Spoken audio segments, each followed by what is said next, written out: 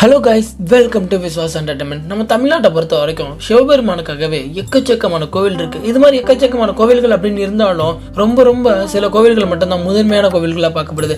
அதில் ஒரு கோவில் தான் திருவண்ணாமலை அண்ணாமலேஸ்வரர் கோவில். இந்த கோவில் அப்படின்றது பஞ்சபூத தலங்கள்லேயே முதன்மையான தலமான அக்னி ஸ்தலமாக விளங்குதுன்னு கூட சொல்லலாம். இந்த கோவிலை நம்ம நினைச்சாலே முக்தி தரக்கூடிய ஒரு சிறப்பான ஒரு சிவஸ்தலம். இந்த சிவஸ்தலத்தை பொறுத்த வரைக்கும் பல வரலாறு இருக்கு.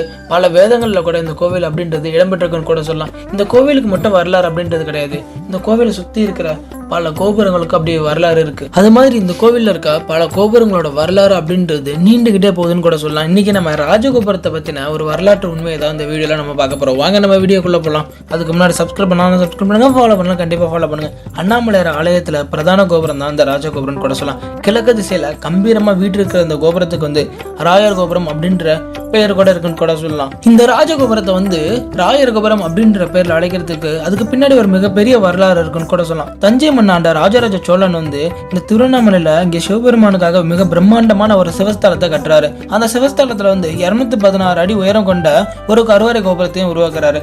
நாட்கள் கொஞ்சம் கொஞ்சமா உருண்டு போகுது. 15ஆம் நூற்றாண்டை பொறுத்த வரைக்கும் தென்னகத்தை கிருஷ்ணதேவராயர் ஆட்சி செய்யறாரு. ஒரு இடம் திருவண்ணாமலைக்கு இந்த கிருஷ்ணதேவராயர் வராரு. வரப்ப ராஜராஜ சோழன் அமைச்ச அந்த கோபுரத்தை பார்த்து வியந்து போறாரு. அப்போ இந்த திருவண்ணாமலையில ராஜராஜ சோழன் அமைச்ச கோபுரத்தோட ஒரு மிகப்பெரிய கோபுரத்தை தன்னோட நினைவு சின்னமா தன்னோட வெற்றியோட அடையாளமா அமைக்கணும் அப்படின்னு சொல்லி ஆசைப்பட்டு இந்த பணியை 1550 வருஷம் தொடங்குறாரு. 135 அடி நீளமும் 98 அடி அகலமும் கிழக்கு கோபுரத்தை அமைக்கிறதுக்கான ஒரு அடித்தளத்தை அமைக்கிறாரு. ஆனா கோபுரம் கட்டுறதுக்கு முன்னாடியே இந்த கிருஷ்ணதேவராயர் இந்த உலகத்தை விட்டு மறைஞ்சு போயிடுறாரு. கிருஷ்ணதேவராயர் மறைஞ்சதுக்கு அப்புறம் இந்த கோபுரம் கட்டுற பணி அப்படின்றது முற்றிலுமா தடைப்பட்டுருச்சுன்னு கூட சொல்லலாம். இந்த பணியை தஞ்சை மன்ன ஆண்ட சிவப்ப நாயக்கர்கிட்ட போய் சொல்றாங்க. இப்படி ஒரு பிரச்சனை ஆச்சு, எங்களால கட்ட முடியல அப்படின்னு சொன்ன உடனே சிவப்ப நாயக்கர் என்ன பண்றாருன்னா, இந்த கோபுரத்தை நான் கட்டுறேன் அப்படின்னு சொல்லிட்டு அந்த கிருஷ்ணதேவராயரோட ஆசைப்படி ராஜராஜ சோழன் கட்டினதை விட ஒரு அடி உயரமா 217 அடி உயரத்துல 11 நிலைகளை கொண்ட இந்த ராஜகோபுரத்தை சிவப்ப நாயக்கர் கட்டி முடிச்சிட்டாரு. கிருஷ்ணதேவராயர் இந்த கோபுரத்தை கட்டி முடிக்கணும்னு ஆசைப்பட்டனால அவரோட புனைப்பேர்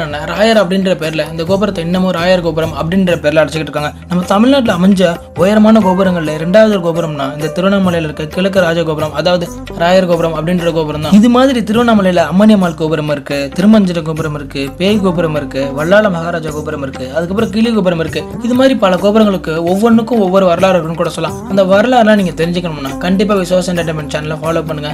தேங்க்யூ ஃபார் வாட்சிங்.